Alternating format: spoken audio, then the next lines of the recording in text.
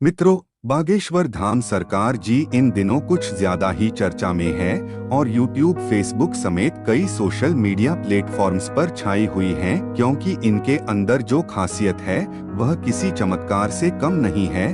कई लोग तो इनको साक्षात भगवान मान रहे हैं, क्योंकि ये लोगों की झूठ का पर्दाफाश करने से लेकर भूतों को भगाने तक ये सभी काम चुटकियों में कर देते हैं।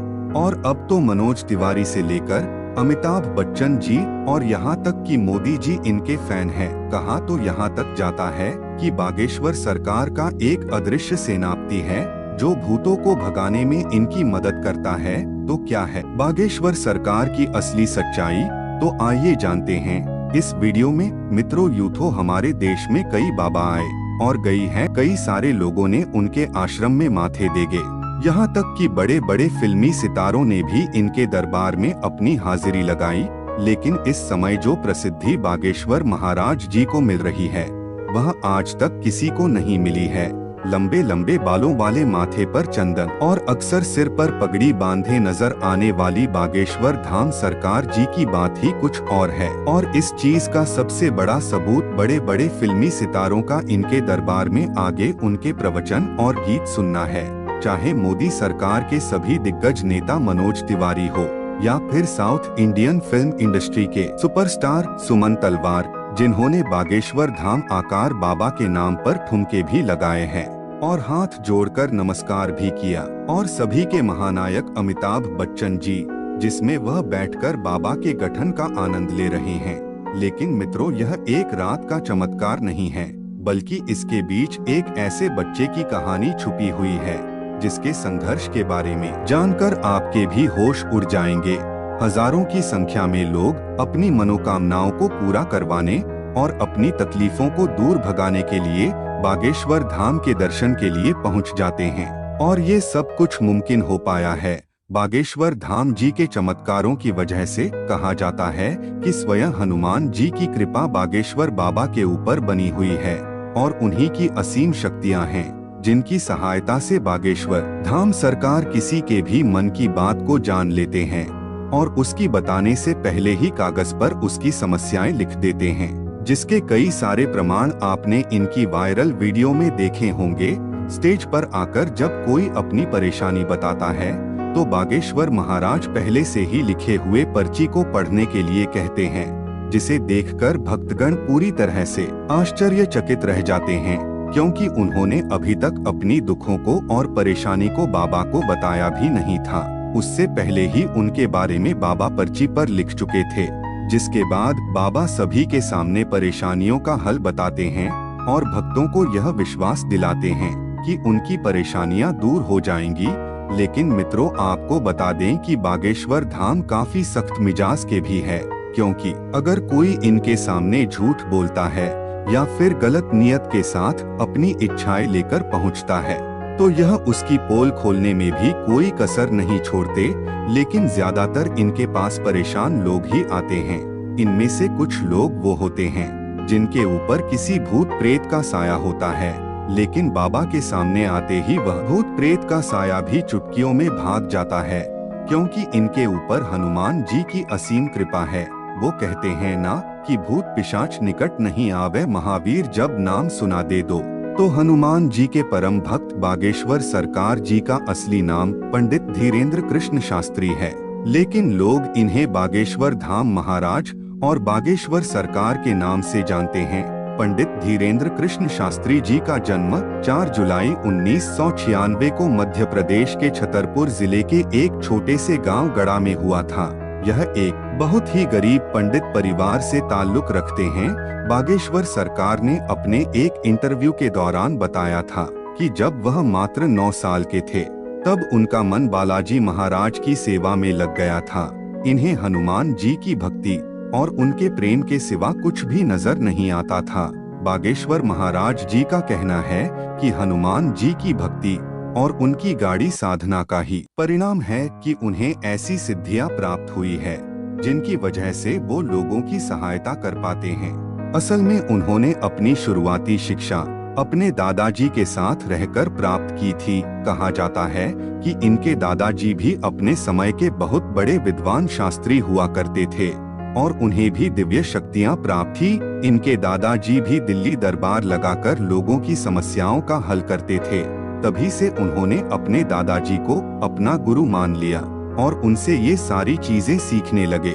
दादाजी के साथ रहकर इन्होंने रामायण, महाभारत और गीता जैसे धार्मिक ग्रंथों का अध्ययन किया। लेकिन अगर इनकी प्रारंभिक शिक्षा की बात की जाए तो बागेश्वर सरकार ने अपने गांव से ही भी तक पढ़ाई की और फिर उसके बाद अपनी आगे की पढ़ाई पूरी करने के लिए गांव से करीब 6 किलोमीटर दूर जाया करते थे, क्योंकि गांव में हाई स्कूल नहीं था। इसी तरह इन्होंने 12वीं की परीक्षा दी और 12वीं पास करने के बाद उन्होंने बैचलर ऑफ आर्ट्स में अपना ग्रेजुएशन भी पूरा किया है। यानी कि हनुमान जी की असीम कृपा के साथ साथ बागेश्वर सरकार के पास डिग्री भी है। बता दें कि अपनी ग्रेजुएशन की दिनों से ही धीरेन्द्र कृष्ण अपने दादाजी की तरह बालाजी महाराज की सेवा करने लग गए थे। इनके घर के पास बालाजी यानी कि हनुमान जी का एक प्राचीन मंदिर भी है, जहां इनके दादाजी दरबार लगाया करते थे। लेकिन उनकी मृत्यु के बाद दरबार कई सालों तक खाली रहने लगा। लेकिन धीरेन्द्र कृष्ण शास्त्री ने हनुमान जी की सेवा करनी नहीं छोड़ी और वह लगातार बालाजी के नाम का ध्यान करने लगे। लंबे समय तक ध्यान में लीन रहने के बाद इनके ऊपर बालाजी और उनके स्वर्गीय दादाजी ने अपनी कृपा दिखाई और अचानक से ही उन्हें असीम शक्तियों का एहसास होने लगा। उन्हें महसूस हो रहा था कि वह लोगों के मन की बातों को समझ सकते हैं, वे क्या चाहते हैं, उनके दिमाग में क्या चल रहा है। ये सारी बातें वे बिना कुछ कहे वे समझ जाते थे और उनका निवारण भी बताते थे। अपनी इन शक्तियों का इस्तेमाल करके उन्होंने लोगों के कष्टों को दूर करना शुरू कर दिया। लोग जमीन के पास अपनी समस्या लेकर आते हैं तो ये पहले से ही उनके मन की बात समझकर उनकी समस्या का समाधान बता देते हैं। धीरे धीरे धीरेन्द्र शास्त्री जी को यह समझ में आ गया कि उनके अंदर उनके दादाजी की तरह दिव्य शक्तियां मौजूद है। तब जाकर उन्होंने अपने दरबार लगाना शुरू किया और यहीं से धीरेन्द्र कृष्णा शास्त्री बागेश्वर धाम सरकार के नाम से फेमस होने लगे। मंगलवार और शनिवार को अपना धाम लगाकर यह भक्तों के दुख तकलीफों का निवारण करते हैं। जिनकी अर्जी लगती है बागेश्वर धाम अपने पास बुलाते हैं और उसकी समस्या को उसके बिना कुछ बोले ही सवाल और सवालों का हल पर्ची में लिख देते हैं, जिससे लोगों का विश्वास बागेश्वर धाम पर और उनकी बातें सुनने और उन्हें एक नजर देखने के लिए उनके धाम पहुंच जाती है। लेकिन अपने सख्त मिजाज के लिए मशहूर बागेश्वर महाराज जी का ध्यान इस तरह की चीजों पर बिल्कुल भी नहीं जाता। वैसे मित्रों, हमारे देश में जहां बाबाओं तांत्रिकों की छवि इतनी ज्यादा खराब हो गई है, जिनमें से आधे से ज्यादा तो जेल की हवा खा रहे हैं। जैसे ही जनता किसी बाबा पर अपना विश्वास दिखा दी है, वैसे ही उसके काले कारनामों का चिट्ठा खुलने लगता है, जिस वजह से लोग अब इन चीजों पर विश्वास करने से घबराने लगे। इस माहौल में अगर कोई 26 वर्षीय शख्स अपनी दिव्य शक्तियों से लोगों को हैरान कर दे तो दुनिया के मन में सवाल तो उठेंगे ही, और इन्हीं सवालों का जवाब ढूंढने के लिए कई मीडिया कर्मी भी बाबा के दरबार में चोरी चुपके से जा चुके हैं, ताकि वो बागेश्वर धाम की सच्चाई जान सके। लेकिन इतने सारे स्टिंग ऑपरेशन के बाद भी कोई जान नहीं पाया कि आखिर कैसे बागेश्वर महाराज लोगों के मन की बात जान लेते हैं, क्योंकि कई सारे नए लोग दरबार में आए, उनकी अर्जी लग जाती है और जब बाबा के सामने आते हैं तो उनके मन की सारी बातें बाबा पहले से ही लिख चुके होते हैं। इस तरह की चीजें देखकर मीडिया कर्मियों के भी होश उड़ गए हैं और वह लगातार बागेश्वर महाराज को लेकर जांच पड़ताल कर रही है। लेकिन अभी तक उन्हें कोई भी ऐसी चीज प्राप्त नहीं हुई है जिसे लेकर वो बागेश्वर धाम सरकार के ऊपर किसी तरह का सवाल उठा सके या उन पर कोई आरोप लगा सके।